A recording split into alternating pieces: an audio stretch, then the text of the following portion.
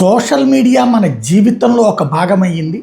కానీ దాన్నడ్డు పెట్టుకుని విద్వేషాలు రెచ్చగొట్టేవాళ్ళు, అబద్ధాలను ప్రచారంలోకి తీసుకొచ్చేవాళ్ళు, అన్యాయంగా మాట్లాడేవాళ్ళు, దేవతల్ని దూషించేవాళ్ళు, డెత్ థ్రెట్స్ అంటే ఎవరినైనా చంపేస్తామని బెదిరించే వాళ్ళని వదిలిపెట్టం. అలాంటి వాళ్ళ కోసం ఏకంగా నా కార్యాలయంలోనే ఒక ప్రత్యేక విభాగం పెడుతున్నాను. సైబర్ నేరాలు చేసేటటువంటి వాళ్ళని నియంత్రిస్తాం, తేడా వస్తే అవసరమైతే చట్టం తెస్తాం అంటూ ఘాటుగా స్పందించారు పవన్ కళ్యాణ్. ఒకసారి ఆయన ఏం మాట్లాడారు విందాం. మన అభిప్రాయాలు చెప్పడానికి, ప్రజా సమస్యల్ని ప్రభుత్వ దృష్టికి తీసుకురావడానికి, ఒకరితో ఒకరు అనుసంధానం అవడానికి, ప్రభుత్వాన్ని ప్రశ్నించడానికి ఇది ఒక శక్తివంతమైన వేదిక. కానీ మనం గుర్తుంచుకోవాల్సిన ఒక ముఖ్యమైన విషయం ఉంది. ఫ్రీడమ్ ఆఫ్ స్పీచ్ అనేది పూర్తిగా అపరిమితమైన హక్కు కాదు. దానికి కొన్ని పరిమితులు ఉన్నాయి. ఒకరి హక్కులను మరొకరు ఉల్లంఘించే స్థాయికి వెళ్ళినప్పుడు, ఐ రిపీట్, ఒకరి హక్కులను మరొకరు ఉల్లంఘించే స్థాయికి వెళ్ళినప్పుడు చట్టపరమైన పరిణామాలు తప్పవు.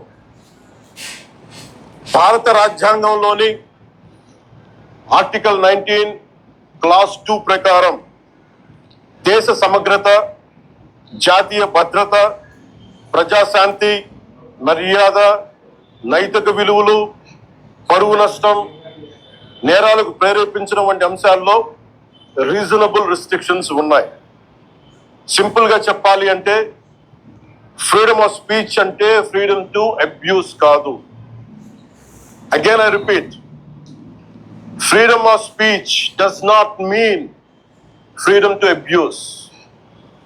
ప్రభుత్వాన్ని విమర్శించే హక్కు మీకుంది, మమ్మల్ని ప్రశ్నించే హక్కు మీకుంది, మా నిర్ణయాలతో విభేదించే హక్కు మీకుంది. అదే ప్రజాస్వామ్యం, దాన్ని మేము స్వాగతిస్తాం. కానీ ఒకరిని తిట్టడం, డెత్ థ్రెట్స్ ఇవ్వడం, ఆధారాలు లేకుండా ఆరోపణలు చేయడం, మహిళలను టార్గెట్ చేయడం, మత విశ్వాసాలను అవమానించడం, ఒక వ్యక్తి గౌరవాన్ని దెబ్బతీయడం, హింసకు ప్రేరేపించడం, ఇవన్నీ రాజ్యాంగం కల్పించిన స్వేచ్ఛలోకి రావు. ఇవి చట్టపరంగా నేరాలు.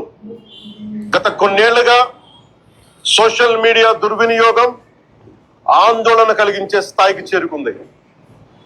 చాలా మంది ఫేక్ అకౌంట్స్ వెనక దాక్కుని అసభ్య పదాజాలం ఉపయోగించడం, వ్యక్తిగత దూషణలు చేయడం, పరువు తీసే ప్రయత్నాలు చేయడం, ఆధారాలు లేని ఆరోపణలు చేయడం, fake propaganda, mark photos, death threats, organised harassment వంటి చర్యలకి పాల్పడతా ఉన్నారు. మహిళల్ని ముఖ్యంగా అత్యంత అసభ్యంగా టార్గెట్ చేస్తా ఉన్నారు. చివరికి దేవుళ్ళని, దేవతల్ని కూడా వదలట్లేదు. దేవుళ్ళని, దేవతలపై కూడా ఉద్దేశపూర్వకంగా అవమానకర వ్యాఖ్యలు చేస్తున్నారు. ఇవన్నీ కూడా ఫ్రీడమ్ ఆఫ్ ఎక్స్ప్రెషన్ కింద రావు. ఇది హెల్తీ క్రిటిసిజం కాదు. ఇది ప్రజాస్వామ్యం కానే కాదు. ఈ సందర్భంగా ఒక విషయం చాలా స్పష్టంగా చెప్పాలనుకుంటున్నాం. Constructive criticism, fair comment, satire, ఇవన్నీ ప్రజాస్వామ్యంలో భాగమే. విభిన్న అభిప్రాయాలను వ్యక్తం చేసే హక్కుని మేము పూర్తిగా గౌరవిస్తాం. కానీ malicious fake campaigns, hate speech, criminal intimidation, cyber harassment, organised abuse, ఒకరి పరువును ఉద్దేశపూర్వకంగా దెబ్బతీయాలనే ప్రయత్నాలు, ఇవన్నీ ఫ్రీడమ్ ఆఫ్ స్పీచ్ పేరుతో సమర్థింపబడవు. ఇంకో విషయం చాలా స్పష్టంగా చెప్తున్నాం. నేరస్తులకి, నేరానికి కులం లేదు, మతం లేదు, రాజకీయ పార్టీ లేదు. ఐ రీఐటరేట్, నేరానికి, నేరస్తులకి కులం లేదు, మతం లేదు, రాజకీయ పార్టీలు లేవు. తప్పు చేసిన తర్వాత కులం, మతం, ప్రాంతం లేదా రాజకీయ వెనకాలు దాక్కోవాలని ఎవరు ప్రయత్నించకండి. చట్టం ముందు ప్రతి పౌరుడు సమానమే. నేరం చేసిన ప్రతి ఒక్కరిపై చట్ట ప్రకారం చర్యలు తీసుకోబడతాయి. సోషల్ మీడియా దుర్వినియోగం వల్ల ఇబ్బందులు ఎదుర్కొంటున్న ప్రతి ఒక్కరికి ఈ సందర్భంగా నేను ఒక మాట చెప్తా ఉన్నాను. మీరెవ్వరూ ఒంటరి వారు కాదు, మీకు ప్రభుత్వం అండగా ఉంటుంది. డిప్యూటీ చీఫ్ మినిస్టర్ ఆఫీస్లో సోషల్ మీడియా దుర్వినియోగానికి సంబంధించిన ఫిర్యాదులు స్వీకరించేందుకు ప్రత్యేక వ్యవస్థని ఏర్పాటు చేయబోతున్నాం. స్క్రీన్ షాట్స్, లింక్స్, వీడియోస్ లేదా ఇతర డిజిటల్ ఎవిడెన్స్ తో ఫిర్యాదు చేయవచ్చు. ప్రతి జెన్యూన్ కంప్లైంట్ ను పరిశీలించి సంబంధిత అధికారులకు పంపించి చట్టపరమైన చర్యలు తీసుకునేలా చేస్తాం.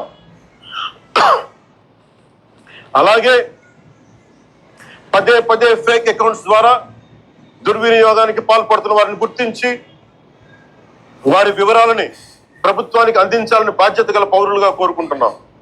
ఇది కేవలం ప్రభుత్వ బాధ్యత మాత్రమే కాదు, మీ అందరి బాధ్యత, మనందరి బాధ్యత. ఇలాంటి నేరాలకి పాల్పడిన వారిపై భారతీయ న్యాయ సంహిత బిఎన్ఎస్, భారతీయ నాగరిక్ సురక్షా సంహిత బిఎన్ఎస్ఎస్, ఇన్ఫర్మేషన్ టెక్నాలజీ యాక్ట్ 2000 మరియు ఇతర సంబంధిత చట్టాల ప్రకారం కఠినమైన చర్యలు తీసుకుంటాం. కేసు స్వభావాన్ని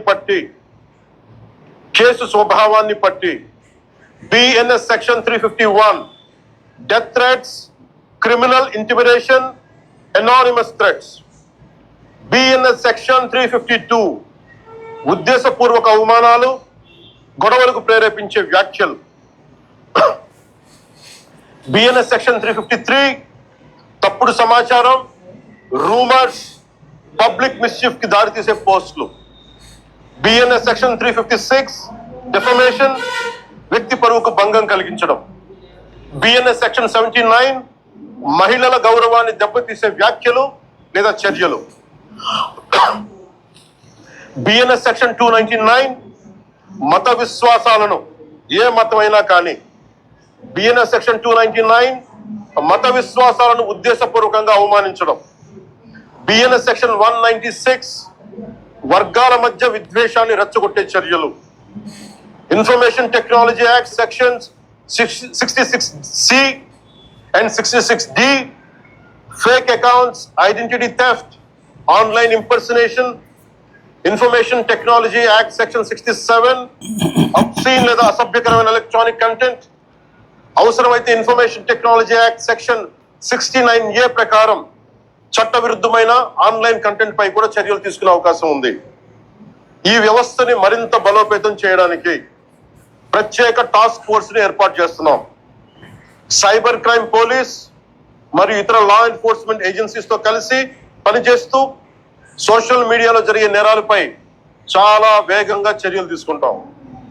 ప్రతి పౌరుడికి నేను విజ్ఞప్తి చేస్తున్నాను, ఫేక్ అకౌంట్స్, డెత్ థ్రెట్స్, మహిళలపై అసభ్యకర పోస్టులు, మతాలను అవమానించే పోస్టులు, ఆర్గనైజ్డ్ మిస్ఇన్ఫర్మేషన్ లేదా చట్ట విరుద్ధమైన కంటెంట్ కనిపిస్తే దయచేసి దాన్ని ఫార్వర్డ్ చేయకండి, ప్రమోట్ చేయకండి. దానికి సంబంధించిన screen shot, URL, date, time వంటి ఆధారాలను భద్రపరిచి అధికారులకు ఇవ్వండి. మీ సహకారం వల్ల ఎన్నో నేరాలను అరికట్టవచ్చు. అవసరమైతే సోషల్ మీడియా దుర్వినియోగాన్ని అరికట్టేందుకు కొత్త లెజిస్లేషన్ తీసుకురావడానికి ఈ ప్రభుత్వం సిద్ధంగా ఉంది. అదే సమయంలో రాజ్యాంగం కల్పించిన ఫ్రీడమ్ ఆఫ్ స్పీచ్ ని పూర్తిగా పరిరక్షిస్తాం. చివరిగా ఒకటే చెప్తున్నాం, మన మాట ఉన్న బాధ్యత ఉండాలి, మాట్లాడే భాషలో గౌరవంగా ఉండాలి, స్వేచ్ఛకు జవాబుదారీతనం ఉండాలి. సోషల్ మీడియా మనుషుల్ని కలిపే వేదిక అవ్వాలి, విడదీసే వేదిక కాకూడదు. మమ్మల్ని ప్రశ్నించండి, విమర్శించండి, మీ అభిప్రాయాన్ని చెప్పండి, కానీ గౌరవంతో చెప్పండి, బాధ్యతతో చెప్పండి, చట్టాన్ని గౌరవిస్తూ చెప్పండి. అప్పుడే మన ప్రజాస్వామ్యం మరింత బలపడుతుంది. అలా కాకుండా మా ఇష్టానికి మాట్లాడతాం, మా ఇష్టానికి ఏదైనా అంటామంటే I promise you will face the legal consequences. Thank you. జై హింద్. ఇది చాలా మంచి ఆలోచన. ఏదైతే మీడియా అనేటటువంటి దాన్ని ఇప్పుడు జనం మర్చిపోతున్నారు, పేపర్లు చదివే తీరిక లేదు, టీవీలు చూసే ఓపిక లేదు. సోషల్ మీడియా వేదికగా నడుస్తున్నప్పుడు అందులో ఉన్నటువంటి జర్నలిజాన్ని ఇందులో ఎక్స్పెక్ట్ చేయట్లేదు జనం. భావ ప్రకటన స్వేచ్ఛని కోరుకుంటున్నారు. కానీ ఆ భావ ప్రకటన స్వేచ్ఛను దుర్వినియోగం చేస్తూ దుర్భాషలాడటం, దూషణలాడటం, ఇందులో రాజకీయ నాయకులు ఉంటున్నారు, అలాగే రాజకీయ కార్యకర్తలు ఉంటున్నారు, అసాంఘిక శక్తులు ఉంటున్నారు, మత ఉన్మాద శక్తులు ఉంటున్నారు, అలాగే మహిళల పట్ల అమర్యాదగా ప్రవర్తించే రాక్షస స్వభావ వ్యక్తులు ఉంటున్నారు. వాళ్ళందరికీ తగిన బుద్ధి చెప్తానని పవన్ కళ్యాణ్ అంటున్నారు. అదే సందర్భంలో ఏ పార్టీలో ఉన్నా అంటున్నారు కాబట్టి తన పార్టీలో కూడా దాన్ని ఎంకరేజ్ చెయ్యబోనని చెప్తున్నటువంటి మంచి పరిణామం ఇది.